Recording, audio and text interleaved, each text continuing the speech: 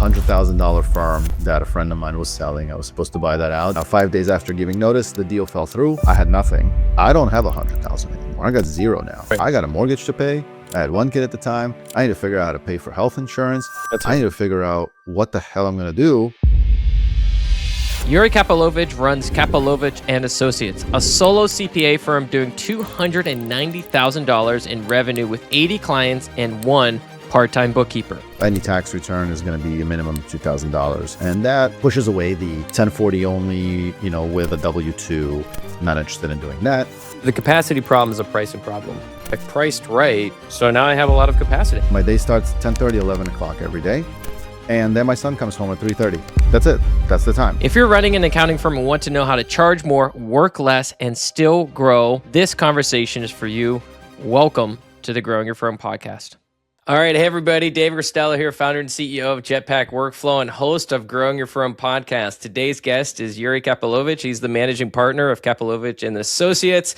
He is known around the interwebs as the fun CPA. We got connected at a live flow event a few years ago. I've been following him on LinkedIn. He's now in the podcasting space. I've been seeing him have really honest, vulnerable takes about running a firm and having guests on that do the same. And we're going to unpack so much about his journey of launching the firm, becoming the fun CPA, and so much more. I think it's going to be really raw and authentic and maybe at times a bit funny. So let's dig into it. Yuri, how are you doing?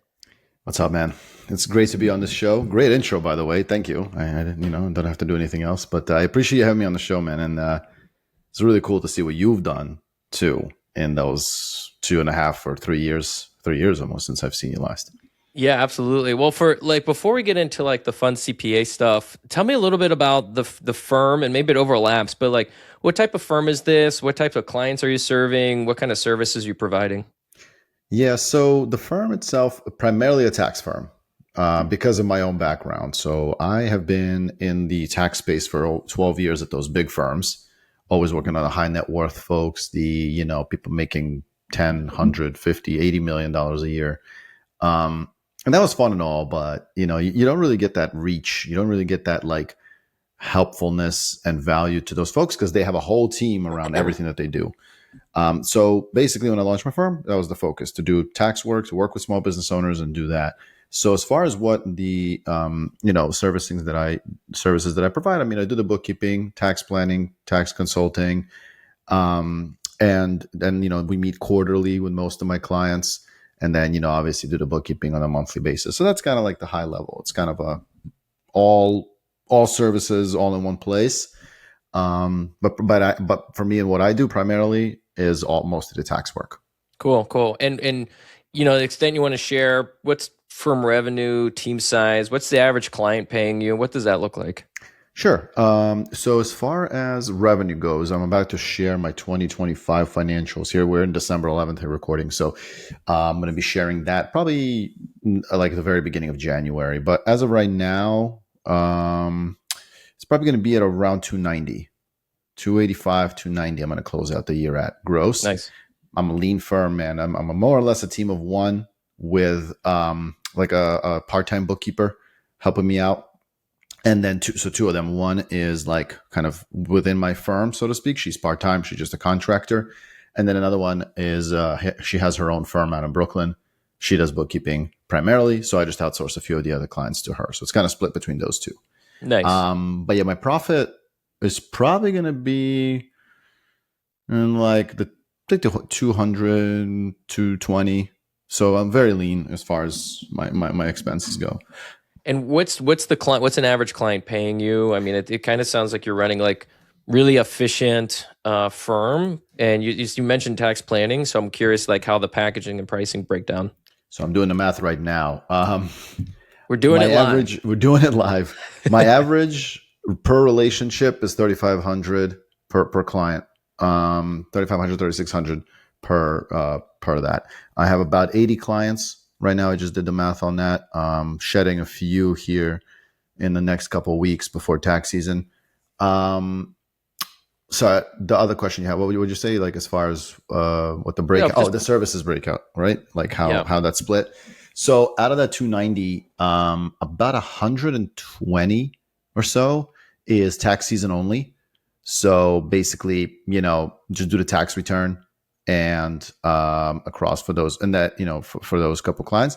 And then I would say about 100, of that ish, maybe even 80 is monthly recurring. And then the Okay. rest is quarterly. Is quarterly the tax planning work? Yeah. So just to give you an idea with the 3 tiers of service that I have, we have at the kind of bottom, it's the tax only. So effectively just doing the tax returns. I'm fine with that. It's no biggie to me. I do try to meet with them once before the end of the year. And the minimum fee for that is $2,000. So any tax return is going to be a minimum of $2,000. And that, more or less pushes away the 1040 only, with a W-2. Not interested in doing that because there's not a ton of value to be built in. So most of those would be new business owners, or business owners that just wanted more service. And then the next tier is quarterly, where I try to push a lot of the business owners too, just because there's a lot more value in that. And where we stand there is that starts at $1,500 a quarter, and it still involves everything, the tax return prep, as well as meeting, once every quarter to just discuss the financials. And then the full package, kind of all inclusive, is the monthly one, and that starts at $1,000 a month, and that is bookkeeping and the quarterly and the tax returns and the tax planning and literally whatever, more or less whatever. So long, I do my best, especially at the quarterly and the monthly levels. I mean, obviously I don't track time. I don't track my time, but if they have a question, if there's it's just like, hey, I want you to have a relationship with me where you don't feel like you're going to get billed for anything extra. We have a fee and we're done. Mm-hmm. That's really the approach that I take to that. Now that we kind of got the nuts and bolts of the firm, help me understand this, you're running, when you started this kind of solo firm, it's doing well, you're growing this base organically. And then all of a sudden you're like, I'm the fun CPA. So why, tell me about this evolution, right? Because you didn't need to do that, right? I arguably you could have stayed on the same course. Maybe you would have arrived at a slightly different place, but all of a sudden you decided to take a little bit of a departure from the normal firm building experience. So help me understand this.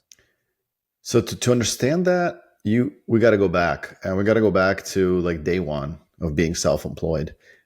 So for context, I started posting on LinkedIn day one, more or less, of being self-employed, because the context behind that is that I was supposed to buy out a firm when I first started, a $100,000 firm that a friend of mine was selling. I was supposed to buy that out, and I gave notice at my old job with that in mind. I was like, okay, I'm going to do that. 100,000. Great. I was making got a base. They got a base. I was making 150 at the time.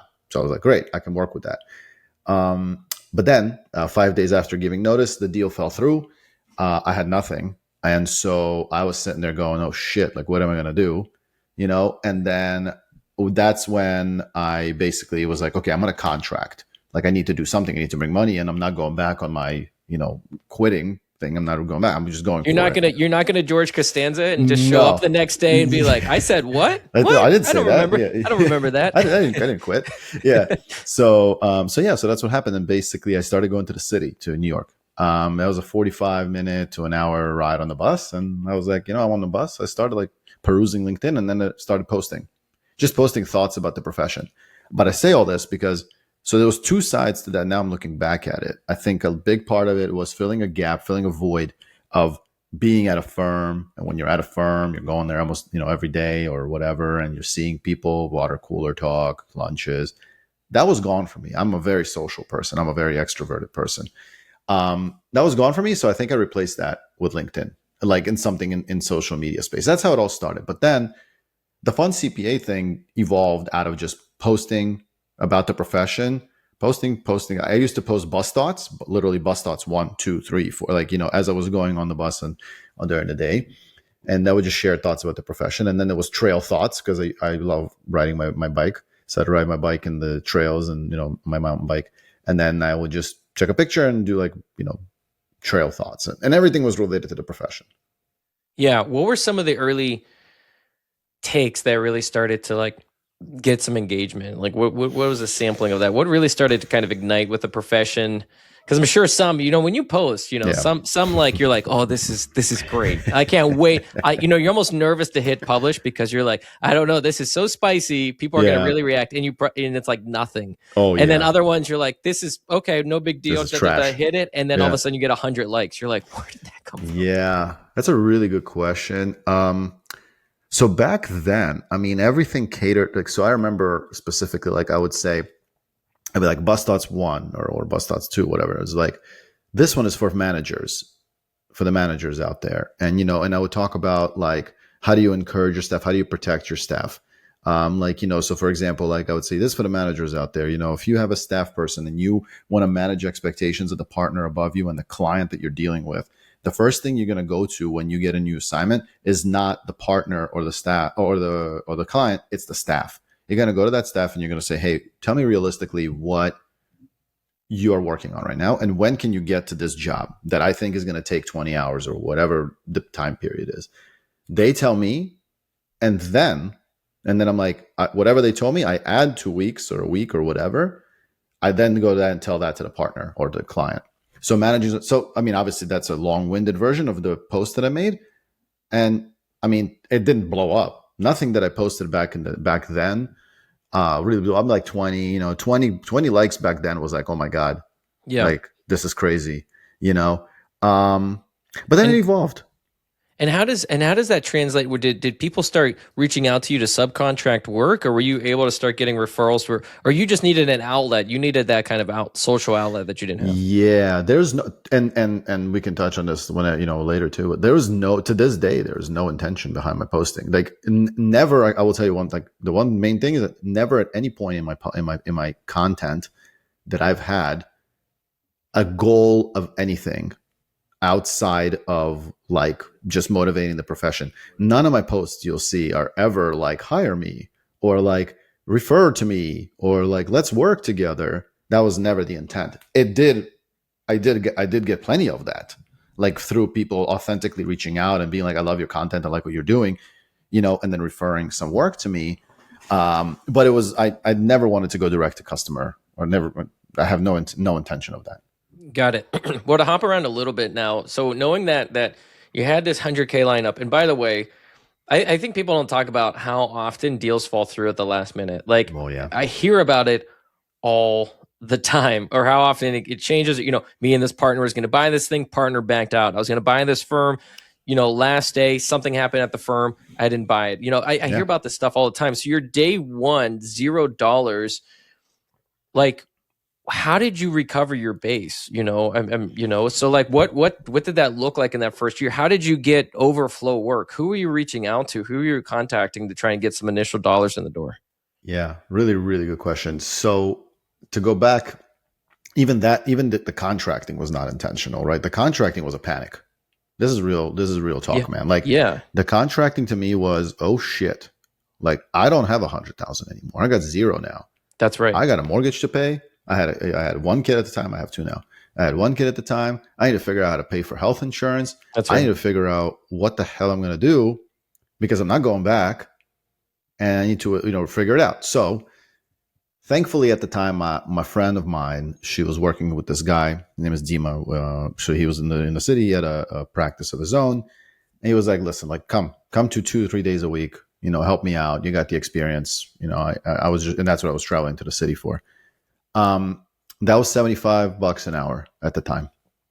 And I was like, great. So to answer your question of what happened then mentally, once I cleared like probably 20 hours a week at 75, I'm terrible at math. So we got 20 a week at 75.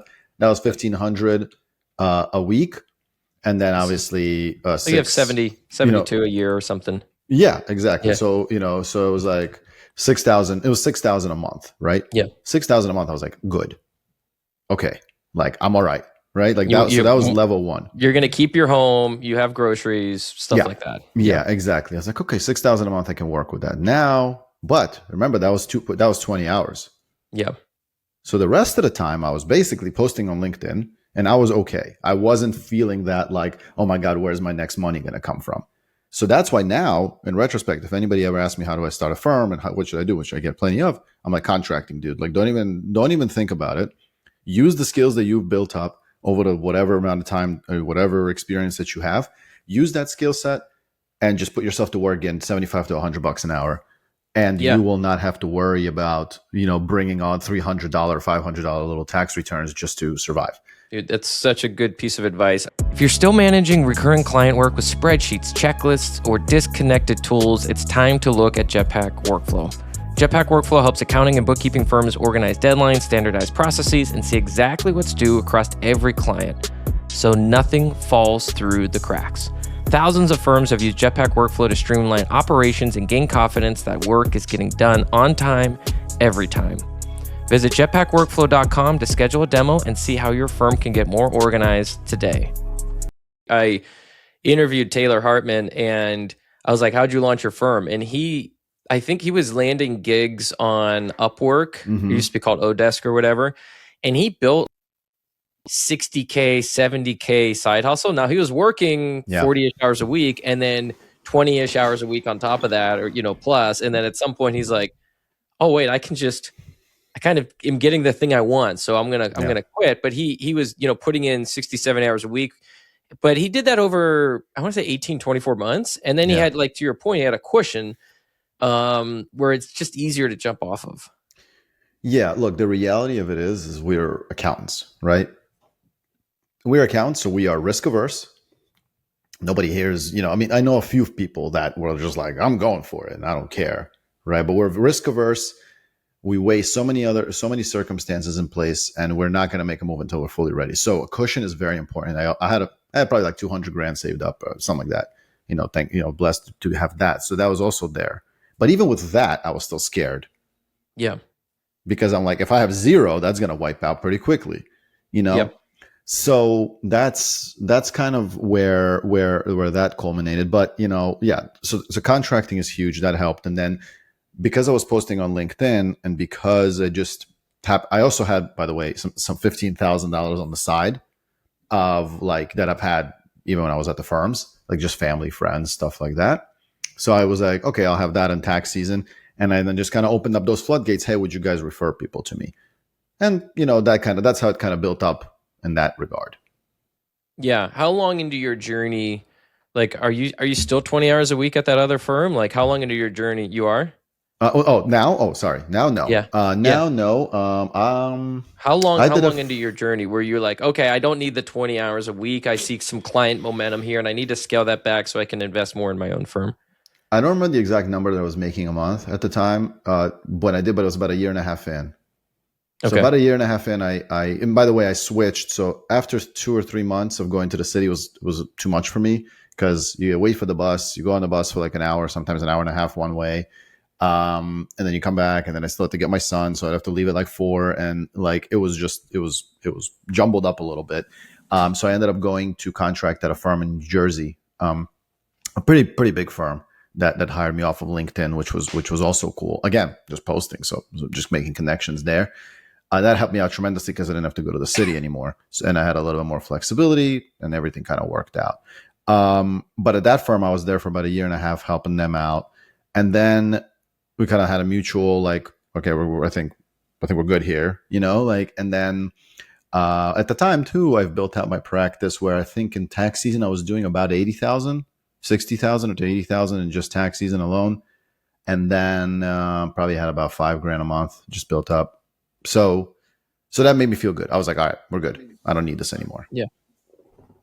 All right. So to retrace our steps a little bit, at what point in this journey were you like, I am the fun CPA now? Like, when did that officially become like a thing, and why did it become a thing? So I think I remember, like, I was always posting like those bike things. I was like, bike thoughts, bike trail. And then one time I just wrote like the fun CPA on one of those, like, it was one of my hashtags during my bike ride. I was like, oh, the fun CPA. That's funny. I don't know. Cool. And then I was like, oh, that's interesting. And then I did it again. I just like was randomly doing it. And then I just started doing it more often on my posts. And then I was like, I kind of like this. This is cool. And I went to, this is a story I share a lot. So I went to this event. It was a kind of like little meetup for like very wealthy people, where It was in an airport, which was really cool. I love planes. So it was like in an airport. They had private jets there. They had, like helicopters, private helicopters, luxury sports cars. And I reached out to the owner of that event or the person organizing it. I was like, hey, can I get a booth for a CPA? And they were like, what? Like, nobody has ever asked me that. Like, that is the weirdest thing. But they're like, sure. They were running booths back then for the day of like $2 or $3 or something crazy like that. And I was like, I can't do this shit. Like, I can't afford that. But I was like, so I was like, but how much would it be? I asked him, and he was like, you know what? I was like, he goes, $500. I was like, $500? Sign me up. I don't even know what this is really, or what it's going to give me, or if anything, but I'll do it. I signed up for that. In typical me fashion, everything is last minute. So I last minute had my friend create me a poster thing, like a little like stand-up poster thing. It said the Fun CPA. It was really cool how he made it. And actually, let me see. Hold on a second. We're gonna do this. Yeah, if you're watching it or if you're listening to it, if you flip to YouTube, you're gonna see this. You're gonna see this poster. So this is a little replica. This is a little replica of it, and says the Fun CPA, real estate strategies, luxury and taxes, growing your business while saving on taxes. It's a Lamborghini Countach, and my little firm thing. What's cool about this? So you can't, if you're listening. So just imagine it kind of has this like mixture between like a futuristic gradient look to it. With like a little, it's like some mixture between like an 80s vibe, but it has this futuristic look to it, and these gradient colors, so it pops out. It's not like most signs I feel like in the accounting industry is like kind of white background with like black text and then a green logo. There's like always green or blues and things like that. Yeah. And you have none of that. The background is kind of this gradient black, and it has these splashes of kind of yellow and pink and orange and this kind of gradient fashion. It's very typical branding for an accounting firm. That is exactly what I was going after, and my friend killed it with this one. He's an artist too, so he did it for me, and then I went to Signorama and had it printed out.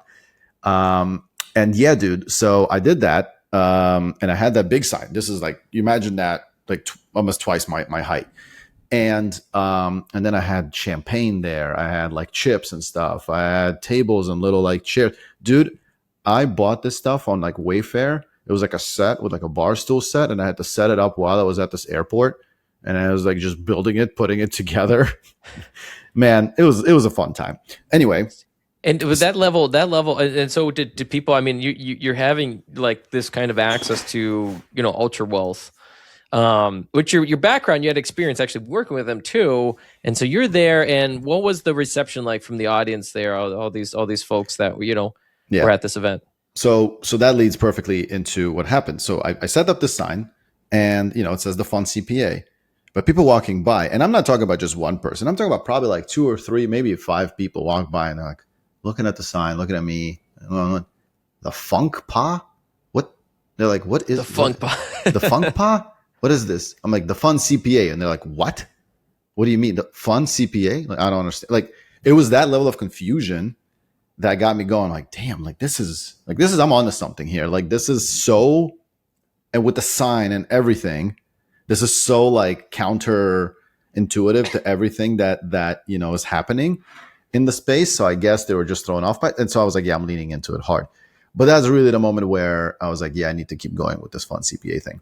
Because you saw them stop in their tracks. Oh yeah, stop in their tracks and not understand. Like, they were just like, I don't know what. But to be honest, I mean, I didn't get any like traction, so I didn't get a client out of it. I got like one potential prospect client where it had like probably, I think, $10 or $15 million in the real estate that he owned. But he ended up like, we were going back and forth, and he was going to hire me, but then he was kind of like, he felt like he needed someone with a team. And that's fair, honestly, to some extent. Like, it's good, because it would have been too much for one person. But long story short, that's where the Fun CPA thing came out of, and that's when I leaned into it harder. Got it. And you've been running your own podcast, and I'm curious. I feel like one of the interesting things you do on your podcast is you really try to get into it feels like at times the emotional journey of running a firm. So I guess what were some of the kind of either affirming things you've heard on your podcast or surprising things you've heard on your podcast just from the emotionality of building a practice? That's it's another good one, man. It's a good, really good like recognition that you've had that I go into the emotional side of things. I like to ask people about their journey, and I like to like really dig into like some of those tougher moments, especially around the beginning. But the one thing I found that didn't necessarily surprise me, but no matter what you see on social media, like this is my one big thing with social media. It's like it seems fake. Everybody is like, oh my God, they got to this number. And how did they do it? Like, this is amazing. I want to be like them. They all struggle at the beginning. Everybody struggled at the beginning, and not just the beginning, but then along their journey multiple times. And I'm no different. So I try to get that kind of aspect out of it. But I guess what I found out in a short sense is nobody's perfect, man. Nobody's perfect. And no matter what you think of them on social media because they post now, they all struggle at the beginning. And that's really what I drill down on, because the journey is never linear. Yeah. And it feels like it's so easy to look at somebody's journey. I mean, I include myself in this at times, which is you're like, oh man, they got to this scale or they got to this number faster. And kind of the game, whether it's healthy or not, sometimes I play with myself is like I really try to assess like, well, when did they get into the game? And sometimes you meet these people that have been entrepreneurial or entrepreneurs since they were like 16, 17, 18. So like this accounting firm or this tech company is like their fourth or fifth thing. And you're comparing it against your first attempt, right? It's wildly different. Comparison, obviously everybody says this, right, is the thief of joy. And nothing will take your joy away worse than social media. And I have been on this journey of like trying to figure out what I'm doing on social media, now being a little bit more specific with it. And that because the more time you spend on there, the more you're going to feel like a piece of crap, that you're not doing well enough, that your firm is not growing fast enough, that so-and-so has $1 million in revenue already and you only have 300, you only have 1,000 subscribers and that person just posted that they have 10,000. There's nothing, that on social media that, stops you in your tracks to go, wait, I got 1,000 subscribers? Holy crap. I started at 0. Or I have $290,000 in revenue. Holy crap, I started at 0. Like, that's the real problem that social media would create. And I think that that's something that is important to like not dwell on and try to get out of that comparison game. And I am by no means am a perfect specimen of that. I fall attuned to that myself, but it's important to keep remembering that. All right. Well, as content creators, what can we like? How do you and I deal with that? Right. Cause I agree with you, right? Like I really try to time block, I find myself candidly like LinkedIn. I do probably check it now too much because I'm posting, I'm looking at reactions and things like that. But I have a easier time just hopping off of LinkedIn. If I open up like Twitter, I actually put a little timer on. I got 15 minutes a day and that's it. I'm getting kicked out, right? Yeah. And then I'm really trying to make sure the algorithm doesn't put me into like a spiral of anger, right? So I have my tech companies and my tech leaders and my product leaders, and it sometimes will try to pull me out. And I'm like, no, don't dwell on this post. Don't like it. Don't comment, because I want to keep my algorithm pure, or at least for what I'm trying to learn. Yeah. But then on the flip side, like I'm obviously going to be clipping this episode. I'm going to be clipping other things from our summits and what have you and dropping it on LinkedIn. And so, I'm looking for engagement on LinkedIn, but there has to be guardrails. So how do you think about if you're a firm owner today or aspiring firm owner, what's the appropriate use, or how do you set yourself up so this doesn't become like a place that just saddens you or angers you or pushes you into a very fearful or insecure state? Something I'm working on right now, honestly, to figure it out myself. The one thing that works for me, honestly, I just delete the apps. Like I don't delete my account, but I delete the apps from my phone. I just delete them. I literally delete them because the pain of going into my app store and hitting delete is like, that's too much time. I don't need to do that right now. Because to your point, like LinkedIn. So I feel like when you're on like Instagram or like, Twitter or whatever, you could your comparison, it's a little bit different because you're like, it's video, and it's like, like you're not And there's hot really. takes. I There's a feel little like bit at hot least takes. yeah. Yeah, you're not feeling like, oh man, this person is really doing better than me. But LinkedIn is really where that negative energy kind of can drain you a lot.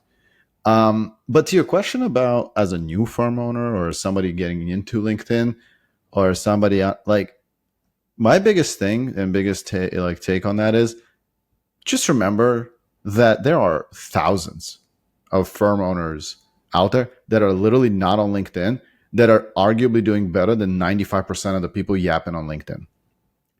What I mean by that is you don't need to be on LinkedIn. You don't. Like that's the bottom line reality of it is. And I don't, like, me personally, again, I don't even try to get work on LinkedIn. I know some people who do, and I know some people who are successful at it. But just remember that you can go to a networking event in your local, city or somewhere in your area and get more clients than you ever will on LinkedIn. Hey, David here. Thanks so much for checking out this episode. Did you know that we run the Growing Your Firm newsletter, where we not only publish upcoming podcasts and episodes, but it's where you get invited to the summits that we hold multiple times a year. These are virtual summits. They are free. And we do things like the AI Summit, the Advisory Summit, the M&A Summit. Go to jetpackworkflow.com, click that Learn button, and make sure you sign up for the Growing Your Firm newsletter. Yeah, I do. It's a creative outlet. It's camaraderie. It can all obviously tip into a place that's like unhealthy, and and the system's set up to try to tip you in there for it to be a place of unhealthiness and feeling kind of addicted to it. But using it as a way to gather best practices, connect with community, as a creative outlet for takes, whether people are 1,000 likes or just one comment that says like I love this, right? Just things that help make the journey feel less lonely. I feel like that's when it's in its best place. But again, it's set up for you to be in there in its worst state. And I really like the idea of deleting apps. It's funny, I just mentioned the two I probably struggle with, Twitter and LinkedIn. I have both those apps. I'm not even on Instagram. I guess I created an account. I don't have an Instagram app. I don't have the Facebook app. I don't have Messenger app. I don't have like Pinterest or TikTok. And you know what? I have like zero ambition to ever go in there. Like it kind of eliminated. Like I have to open up my computer. I have a website blocker for these two things as well, for like Facebook. And like I actually have like zero. Like I probably haven't been to Facebook in a couple weeks. Like it doesn't bother me, but like I will feel it if I'm not in like LinkedIn or Twitter for probably a couple days. I'm going to start itching. Like, am I relevant? I'm going to be worried somehow in some weird way. I don't understand about it. I don't understand it either, but I'm the same way as you. Like, even when I delete it, I mean, I'm looking at it on the computer, but at least when I'm on the computer doing it, it's associated with the work, and I can control it a little better rather than what usually would happen, which is a loop of it's still on my computer.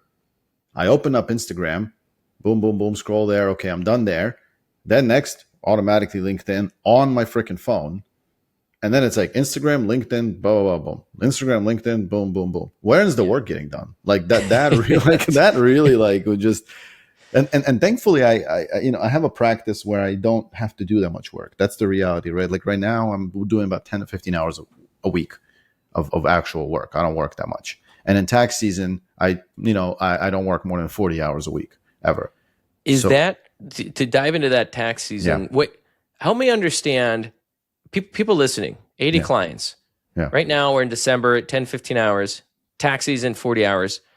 How? Like what have you learned or implemented? Was it always that way? Or like, what have you implemented to kind of keep your work schedule that way?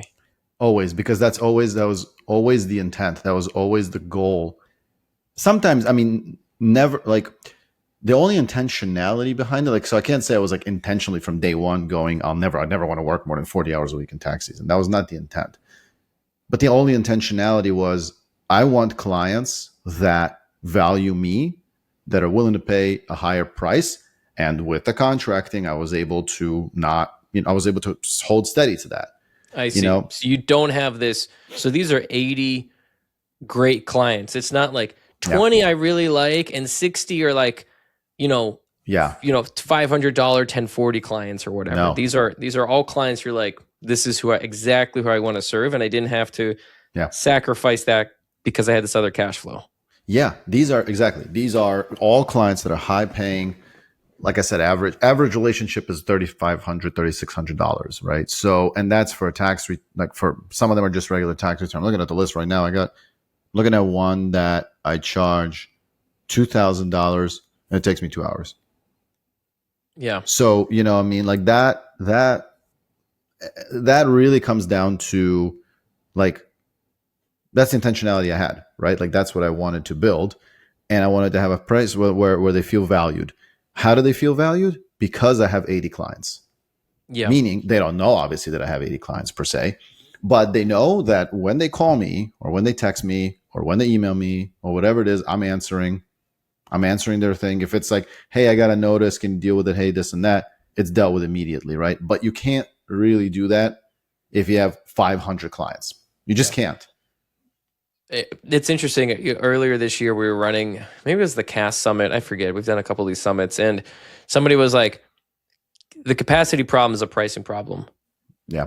And I feel like in some ways, that's what you're saying. Like I've priced right. So now I have a lot of capacity. I mean, I'm sure you have systems and tools. And I mean, it's not like everything's in your brain and nothing's written down, nothing's documented. You're like, you have some list somewhere, at least who the 80 clients are. And there's a process you follow. But your capacity was a downstream product of how you priced up front, right? Yeah. And to drill even further into that, the reason why I have a time constraint, right? At the end of the day, my wife is an optometrist. She cannot work from home. She's in the office and she's working, at the time she was working full time every day. Now she works 3 days a week, but at the time when I first started, so, I'm like, I need to take my son and daughter to school, right? Yeah. I want to work out. That's not really optional for me. So what does that mean? I wake up at 7 or 7:30, whatever time I wake up, go get the kids ready. Obviously wife will help out, of course, and whatever it is. And then take the kid to the bus stop, my son, then come back, then take my daughter to her daycare around 8:45, 9 o'clock, I'm working out, 10 o'clock, I'm done, 10:30, my day starts. Yes, obviously, many would say you can shift that around. You could try to go to the gym at 5. I have no interest to go to the gym at 5 in the morning. That is not me. So work around that. My day starts 10:30, 11 o'clock every day. And then my son comes home at 3:30.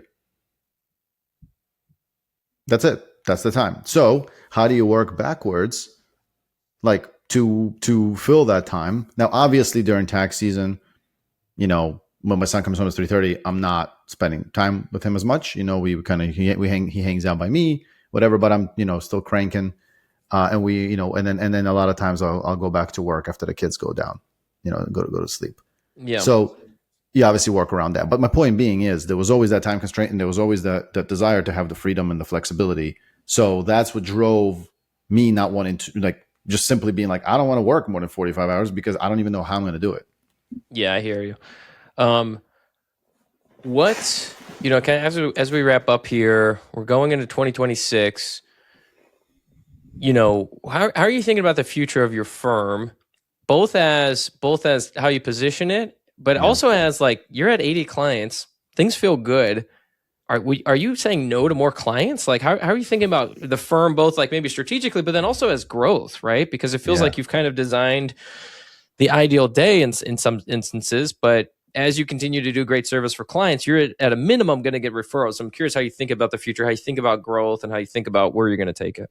Yeah, it's a really big thing on my mind right now because obviously, inherently, we all want to grow, right? My goal for 2026 is I want to hit 400 in revenue, and I did the math the other day, but I want to be very specific again about the kind of clients. My main goal right now is to grow strategically, obviously, and focus on clients that are easier, meaning not a whole ton of transactions in their bookkeeping, not super complicated. I want nothing to do with inventory. That is a very big rule of mine. I want the simple, but high paying. That's really the goal. And then at $1,000 a month, I really want to grow that monthly revenue piece of it. So right now, what I need to do to achieve that is one, I need to stop wasting so much time on LinkedIn. So that is the goal number one. I need to get, instead of posting one or two times a day as I've been, and then checking this crap nonstop like a, crazy person. I need to tone that down and be a little bit more mindful of that. So I'll be posting like 2 or 3 times a week on LinkedIn and making LinkedIn be the place where I'm just the accountant for accountants. The fun CPA really at first, it really where it's culminated at is just showcasing to the other accountants out there that accounting does not have to suck. Like that's really where the brand is at. It's not client facing, yes, to some extent, because it's intriguing, but really that's where that kind of move towards. So focusing on that on the LinkedIn side, and then doing on the YouTube side, I'm gonna push through with YouTube and continue doing obviously like the shorts from the podcast, that kind of stuff on one, and then launch another YouTube for me personally, and where I'll be doing like reaction videos and stuff like that to try to get some more clientele from that side of things. So that's kind of the goal. So to answer your question, yes, I am definitely looking for more clients, but again, only the right ones. I'm not looking to just grow top line for top line's sake. Yeah, I love that. The right clients, ideally monthly, simple, and I'm sure there's opportunity in your existing client base to get some of those low, basic tier to a mid-tier up to the high tier and stuff like that. So you have some flexibility there. Yuri, this has been a lot of fun. If people want to reach out, say thank you, follow you on that platform we said you shouldn't be on, what's the best way for the community to connect with you? LinkedIn. I mean, LinkedIn is really where I still will be, and certainly am going to be checking it. It's going to take a while for me to wind that down. So definitely hit me up on LinkedIn or follow along on the YouTube journey, whatever it is. But I'll answer on LinkedIn anytime. All right, amazing. We're going to link everything up at jetpackworkflow.com/blog. That's jetpackworkflow.com/blog. We'll put up your YouTube. We'll put up LinkedIn. We'll put up show notes there. If you enjoyed the interview, leave a review. If you really enjoyed it, share it. And dare I say, share it on LinkedIn. Tag us. Let us know what you thought of it. Yuri, this has been a lot of fun. Until next time. Yes, sir. Thanks for having me.